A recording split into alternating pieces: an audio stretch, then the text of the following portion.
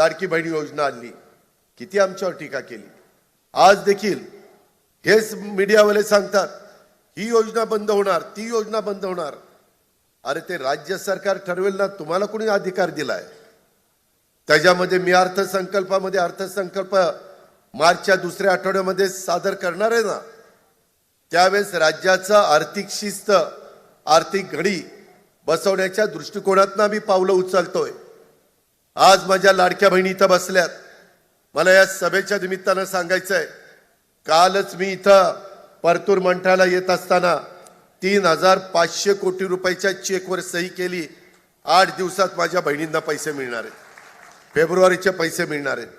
आम्ही शब्दाचे पक्के आहोत, दिलेला शब्द पाळणारी लोक आहोत, परंतु दिलेल्या योजनांचा फायदा पण तुम्ही नीट उचलला पाहिजे। 1 रुपयामध्ये पीक विम्याची योजना आणली, का आणली? माझ्या शेतकऱ्याला ती परवडावी, परंतु त्याच्यामध्ये किती चुकीचे प्रकार केले। काहींनी गायरानं स्वतःची दाखवली, देवस्थानच्या जमिनी स्वतःच्या दाखवल्या, पिकं दाखवली। अरे असलं जर तुम्ही चुका करायला लागला तर ते पाप कुठे फेडाल? वर गेला तरी परमेश्वर तुम्हाला माफ करणार नाही। तुम्ही नियमाने वागा ना, तुमचा अधिकार आहे। तुमच्यावर अन्याय झाला, जरूर तो अन्यायाला त्या ठिकाणी वाचा फोडण्याचं काम, दाद मागण्याचं काम तुम्ही करा। तो घटनेचे शिल्पकार डॉक्टर बाबासाहेब आंबेडकरांनी संविधानाच्या माध्यमातून तुम्हाला दिलेला अधिकार आहे, त्याचा आम्हालाही आदर आहे, तुम्हालाही आदर आहे, आणि त्याच रस्त्याने आम्ही पुढे चाललोय। परंतु कुठेतरी एखादी चांगली योजना आणायची आणि ती ज्या घटकाकरता आणलेली आहे त्या घटकाला त्याचा फायदा होण्याच्या ऐवजी ज्यांची आर्थिक परिस्थिती चांगली आहे त्यांनी त्याचा फायदा घेणं हे बरोबर नाहीये। हे कुठेतरी थांबलं पाहिजे आणि त्याच्यातून आम्ही पुढे चाललोय। तर आपण पाहिलेलं असेल, स्वतः उपमुख्यमंत्री अजित पवार यांनी लाडक्या बहिणींसाठी खुशखबर दिलेली आहे। मोठी बातमी आलेली आहे, लाडक्या बहिणींना लवकरच पैसे मिळणार आहेत। स्वतः उपमुख्यमंत्र्यांनी मोठं वक्तव्य त्याबद्दल केलेलं आहे। तर खूप मोठी अपडेट तुमच्यासाठी देतोय, सर्वात अगोदर ही माहिती तुम्हाला देतोय, त्यासाठी या व्हिडिओला नक्की लाईक करा, जेणेकरून तुम्हाला असेच अपडेट भेटत राहतील। व चॅनल सबस्क्राईब नसेल केला तर सबस्क्राईब करून देखील ठेवा, जेणेकरून पुढचे महत्त्वाचे अपडेट मिस होणार नाहीत। तर बघा, लाडकी बहीण योजनेचे आतापर्यंत तुम्हाला 10,500 रुपये आलेले असतील। तुमचे पैसे आले असतील तर कमेंट बॉक्समध्ये आले धन्यवाद म्हणून नक्की पाठवा, जेणेकरून सर्वांना ही माहिती समजेल। आणि आतापर्यंत तुमचे पैसे आलेले नसतील, तुम्ही पात्र आहात, तर तुमचे पैसे राहिलेले जे आहेत या हप्त्यासोबत देखील जमा होऊ शकतात, कारण की याच्या अगोदर देखील थकीत हप्ते बरेचशा पुढच्या हप्त्यासोबत देखील जमा केलेले आहेत। तर बघा, लाडक्या बहिणींसाठी या ठिकाणी ही खुशखबर तुम्हाला देतोय, महत्त्वाची अपडेट देतोय। हे अपडेट आवडलं असेल तर कमेंट बॉक्समध्ये आवडलं म्हणून नक्की पाठवा। त्याचबरोबर या व्हिडिओला लाईक केल्याशिवाय मात्र जाऊ नका। बघा, महिलांचे प्रश्न सोडवण्याचा आम्ही प्रयत्न करत आहोत। लाडकी बहीण योजनेवरून आमच्यावर टीका केली जात आहे, ही योजना बंद होणार असं सांगितलं जात आहे, पण येत्या आठवड्यात लाडक्या बहिणींना पैसे मिळणार असल्याचं वक्तव्य राज्याचे उपमुख्यमंत्री अजित पवार यांनी केलं आहे।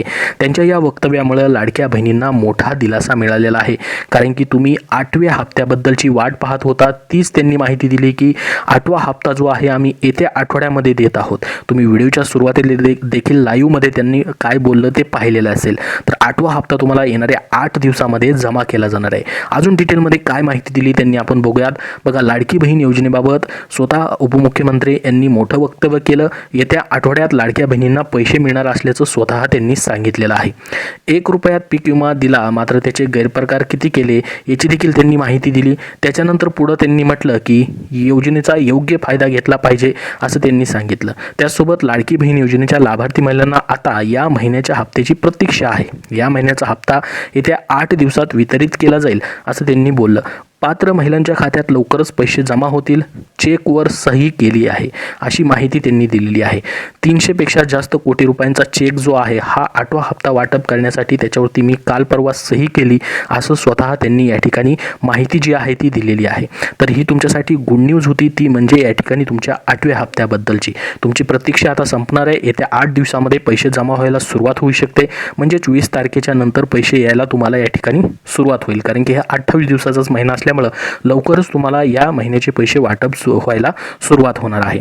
तर ही गुड न्यूज तुम्हाला झालेली 8व्या हप्त्याबद्दलची. आता 2100 रुपयाची जी घोषणा करण्यात आलेली होती निवडणुकीच्या काळामध्ये, त्यामध्ये 2100 रुपये तुम्हाला कधीपासून भेटू शकतात. तर बघा, हे देखील पैसे तुम्हाला म्हणजे 600 रुपये 1500 रुपयांमध्ये ॲड करून तुम्हाला 2100 रुपयांनी पैसे भेटणार आहेत. याची तरतूद अगोदर अर्थसंकल्प ज्यावेळेस मांडला जाईल त्यामध्ये केली जाईल. त्यांनी सांगितलेलं आहे की मार्च महिन्याच्या 2ऱ्या किंवा 3ऱ्या आठवड्यामध्ये अर्थसंकल्प सादर केला जाणार आहे. मग त्याच्यामध्ये अगोदरच या ठिकाणी महिला व बालविकास मंत्री असतील, उपमुख्यमंत्री असतील, मुख्यमंत्री असतील, त्यांनी पत्रकार परिषदेमध्ये सांगितलेलं होतं की ही वाढ आम्ही 100% करणार आहोत. त्यासोबत या वाढीमध्ये अर्थसंकल्पामध्ये त्याची अगोदर तरतूद केली जाईल आणि त्याच्यानंतर या ठिकाणी 2100 रुपये तुम्हाला भेटू शकतात. म्हणजेच मार्च महिन्यानंतर एप्रिलपासून तुम्हाला या ठिकाणी नवीन अर्थसंकल्प ज्यावेळेस सादर केला जाईल, नवीन आर्थिक वर्ष ज्यावेळेस चालू होईल, तेव्हापासून तुम्हाला या ठिकाणी वाढीव हप्ता म्हणजेच 2100 रुपयाने पैसे भेटायला सुरुवात होऊ शकते. कारण की ज्यावेळेस घोषणा केली त्याच्यानंतर अर्थसंकल्पामध्ये वर्षामध्ये मध्ये कुठेही याच्यामध्ये तरतूद करता येत नाही. ज्यावेळेस नवीन अर्थसंकल्प मांडला जातो त्याच वेळेस याच्यामध्ये तरतूद करता येते, असं स्वतः महिला व बालविकास मंत्र्यांनी सांगितलेलं होतं. म्हणजेच नवीन अर्थसंकल्प जो आहे तो मांडला जाणार आहे. 2100 रुपयाचं जे आश्वासन दिलेलं होतं, निवडणुका होऊन 2 महिने उलटले तरी वाढीव रक्कमेबाबत कोणतीही घोषणा अधिकृतपणे झालेली नव्हती. तर महिलांकडून 2100 रुपये कधी मिळणार असा प्रश्न वारंवार विचारला जात आहे. तर अर्थसंकल्पात याची घोषणा होण्याची शक्यता आहे. म्हणजेच या ठिकाणी मार्च महिन्याच्या 2ऱ्या किंवा 3ऱ्या आठवड्यामध्ये अर्थसंकल्प चालू होईल आणि एप्रिलपासून तुम्हाला या ठिकाणी वाढीव पैसे जे आहेत भेटायला सुरुवात होऊ शकते.